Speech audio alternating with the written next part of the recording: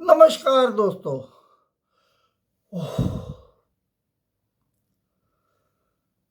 जीत ही गया भारत 7 रन से। वरुण चक्रवर्ती ने कोई कसर नहीं छोड़ी थी मैच हरवाने की। पता नहीं क्या हो गया इस आदमी को।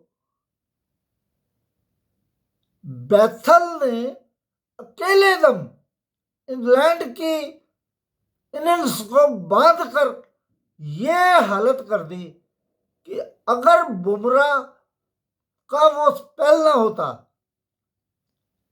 तो आज भारत की हार निश्चित थी। वैसे इंग्लैंड हारा अपनी गलतियों से है।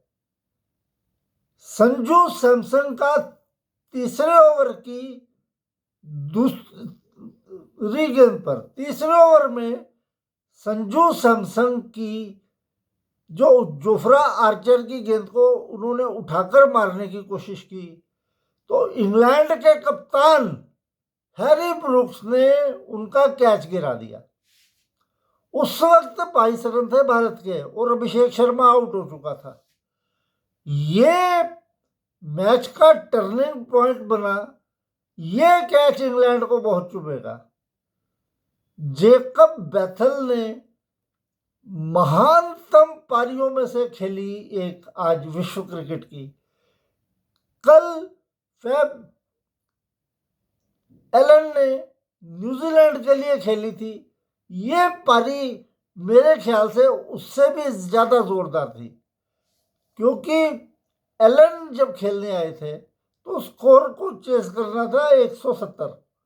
यहां विशाल स्कोर था 255 का और किसी भारतीय ने सपने में भी उम्मीद नहीं की होगी जब हैरी ब्रूक्स को जसप्रीत बुमराह ने अपनी पहली गेंद पर ही आउट कर दिया था 5वें ओवर में कि इंग्लैंड इस स्थिति में आ जाएगा कि भारत को जीत के लाले पड़ जाएंगे।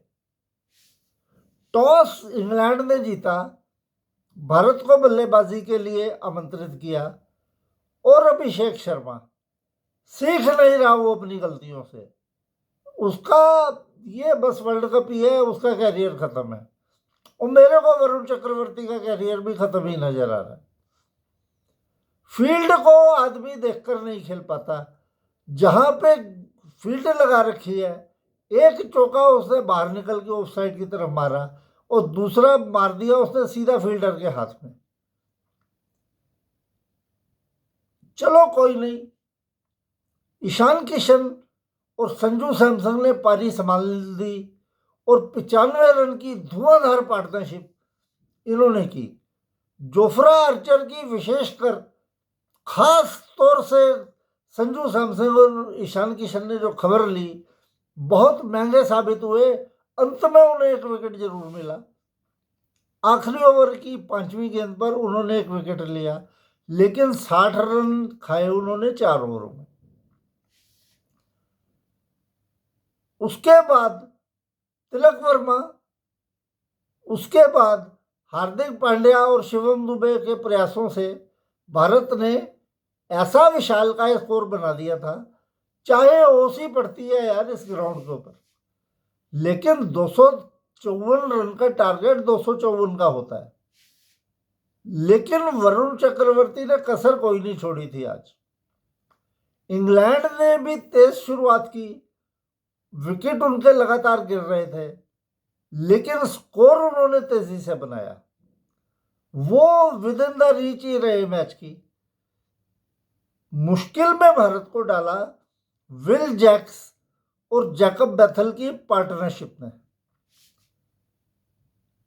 पार्टनरशिप जो उनकी चल रही थी, अगर कहीं 2-3 ओवर और चल जाती तो आज हम इस तरीके से कमेंट्री करते हुए आपको नजर नहीं आते।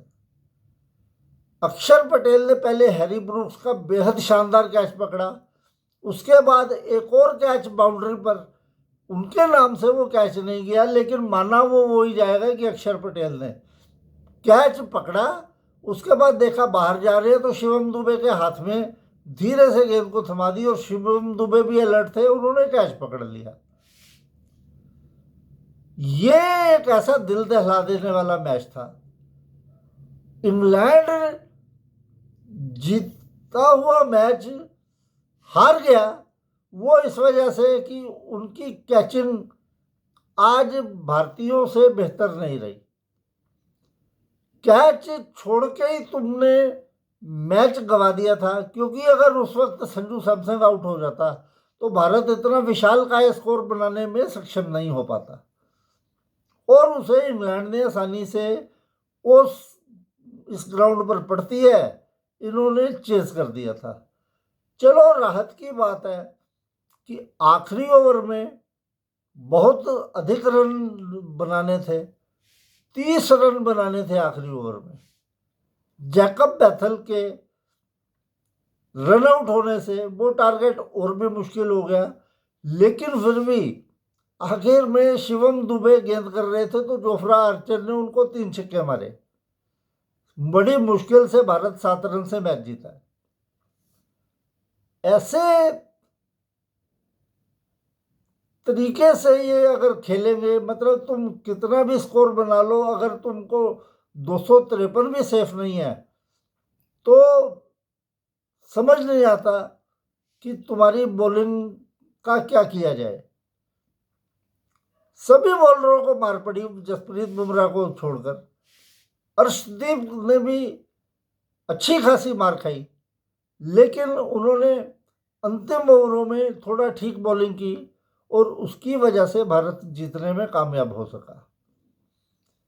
भारत के लिए संजू सैमसन की पारी, संजू शानदार Samson, you are brilliant Sanju.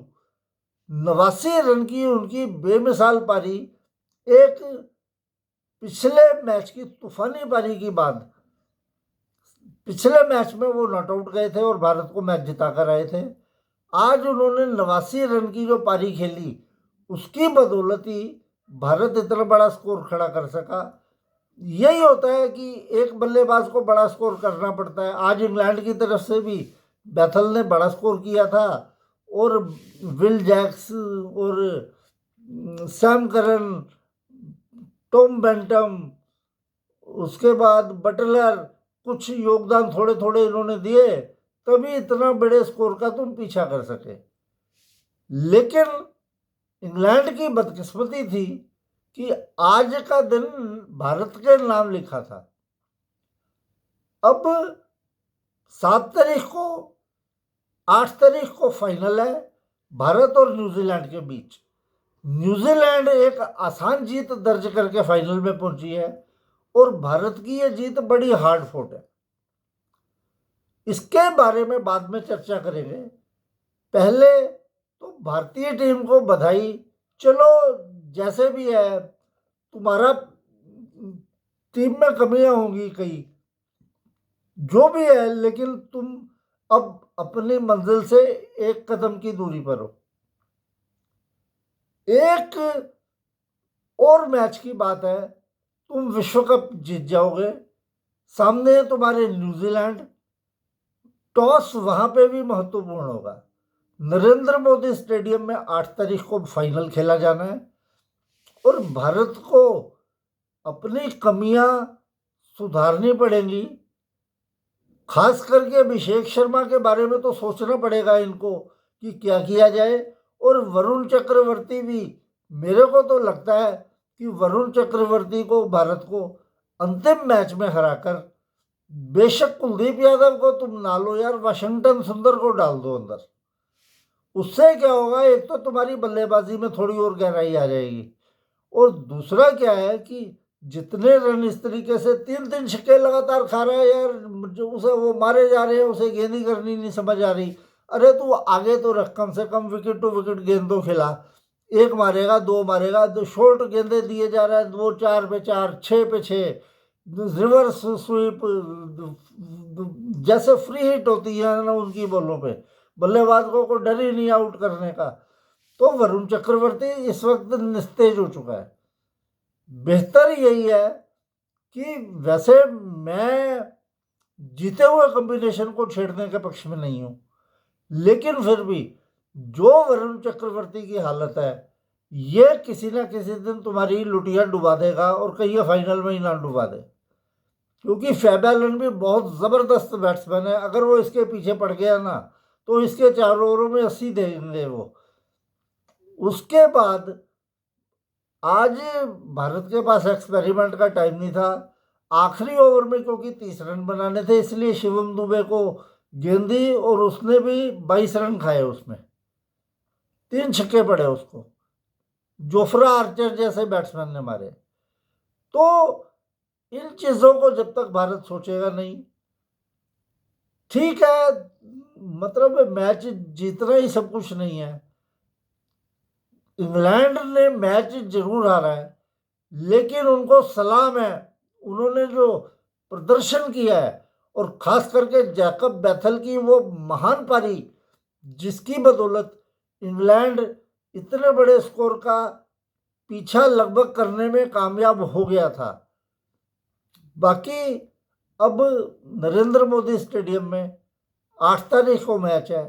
हम आने वाले दिन 8 मार्च की तैयारी में अलग अलग समय पर आपको अपने विचार प्रस्तुत करेंगे। तब तक के लिए नमस्कार।